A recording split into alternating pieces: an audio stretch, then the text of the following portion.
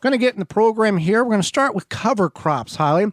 Some people, and we are in this category. We've never dealt heavily in dealing with our planting our beds in cover crops after we've removed the intended crop in which we grew or grow. Yeah, we have grown.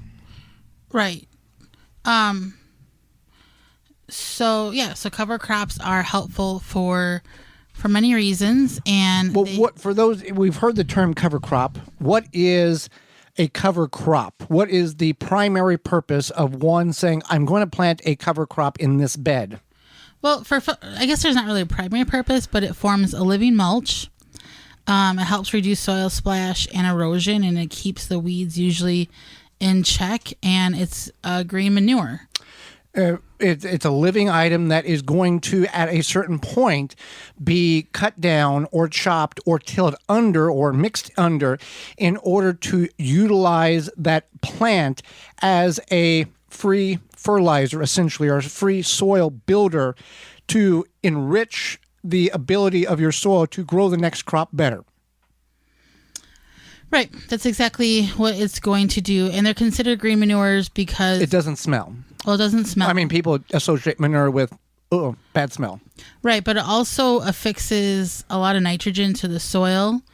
And so it also adds the organic matter and the nutrients without having to smell, without having to worry about aging manure, having to worry to obtain the manure. Maybe you live in an area where getting manure would not be ideal or easy or simple. Or you don't want to deal with it. Or you don't want to deal with it. I know for me, I don't want to deal with manure. So, well, you wouldn't qualify as a very good farm person to begin with. No.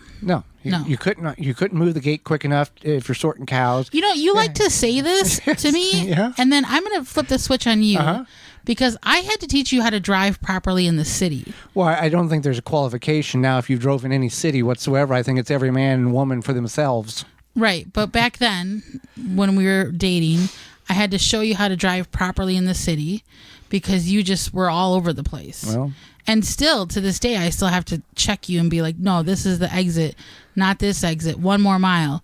So sometimes you can tell me that I'm not a good farm person, but just because, what is like being a farmer the ultimate? No, it's not. There's other skills. They feed all of us. There's other skill. No, I'm no disrespect to farmers at all, but there's a skill to a lot of things, and that includes city driving, and also there's just things that you aren't good at either because of how you were raised. You maybe could carry 4 or 5 gallon buckets at one time with ground feed.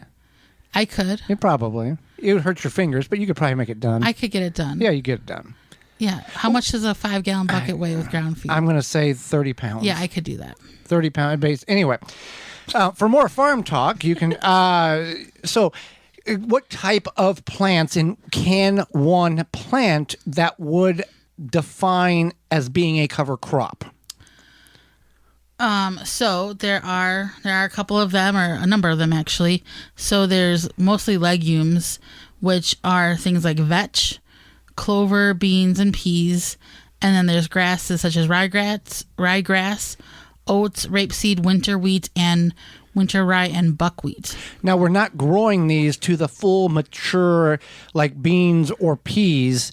We're not growing these to get a harvest. We are growing them.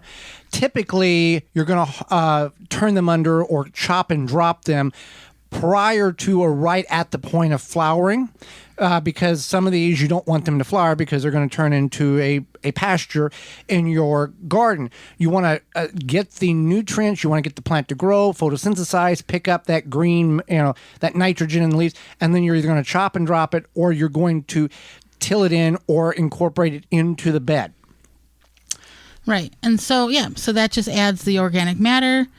That takes the nitrogen and gas from the air. They convert it into the plants, and then through the roots, once you chop and drop, right, and then it fixes that nitrogen. Legumes, which are peas or beans and clover and that kind of, they actually have little beads or little bumps on their roots. If you harvest like this, as summer's coming to a close, if you pull up a bean plant, you're going to see, if everything is really in good harmony, you're going to see the roots and you're going to see growths coming off of that root. And you may think, as an uneducated person or a non-gardener, you may think, oh, there's some disease here. But that's actually the nitrogen being fixed into the root system that the beans and the peas have. Exactly. And the beans and peas are going to typically use their nitrogen before they use the nitrogen that's in the soil. Right. Because that's nature. Nature. Yes. So, so cover crops, and just a few things. For example, one is to keep in mind that there might be a preferred cover crop for where you are, or perhaps what you're growing. Maybe something you have easy access to. You have the seeds. Maybe you already have the seeds. Maybe you just think you want to try that certain thing. It's really up to you. One thing that I do want to talk about is that there are clovers. Yes. And there's different varieties. And the one variety that is best it's a white clover, and it's called the Ladino or Ladino. So that's the one that makes the best cover crop. So I guess doing your research is good. Maybe I think all of these grow in more northern zones pretty well, but you never know. Okay, so when is the best time to plant a cover crop? Well, right now, late summer or early fall is a good time to do that. They're going to get established and grow during the fall, and based on your conditions, somewhat in the winter. And then in the spring, you're going to plow it under, or you're going to turn it under, spade it under, in order to asphyxiate that plant back under the soil in order to build that soil structure up as a free, inexpensive way of soil conditioning. So, story time. Yeah. When you and I first started dating, I asked if there was anything growing on your farm, and you said winter wheat. Right. Is there a difference between winter wheat and summer wheat? Winter wheat it gets established. You plant it you plant it in fall because it's a hectic time. You're harvesting soybeans, corn, and you're also planting wheat. The purpose of that is you don't have to plant it in the spring when you're trying to plant soybeans and corn and do other things. You'll plant it in the fall. It gets established 2 or 3 inches tall, kind of like garlic. And then in the spring in southern Illinois, it will grow, and then you harvest it typically mid-June, early July. There is such thing, I believe there's such a thing as spring wheat, where you plant it in the spring and you harvest it later on in the summer. But this was just a way to stretch out the not having to do everything at once, plant corn, soybeans, wheat, even though you're harvesting everything in the fall and you're planting. So it's a wheat that goes into dormancy, and then you harvest it in the spring. And typically in January, when the ground is frozen, you'll on certain fields you would broadcast red clover, and then once the wheat is harvested, you would bale up the remains, the stubble, into stubble clover in round bales, and then the following year you would have a thick field of regular clover for hay. All right. Then you would spray it and plant corn in it. That's a whole plan there. Yep. Yep. So just if you're not good at crop rotation, marry a farmer. So anyway, well, in a backyard garden, crop rotation is not mandatory or essential if you continue to allow the soil to have good health, as long as you build that soil up. Because in large, big agricultural applications, the soil's dead. It's a medium. They're pumping chemicals and fertilizer to get the plant to grow. In gardening, we're utilizing the soil as the means of nutrient to feed the plant. We're not adding stuff to feed the plant. The soil's feeding the plant, and we feed the soil. Yes. Yeah. Yeah. So that's cover crops. And it's not required. You don't have to use a cover crop. You don't have to plant now or ever. It's just some people choose to utilize that means in order to do something beneficial for their soil.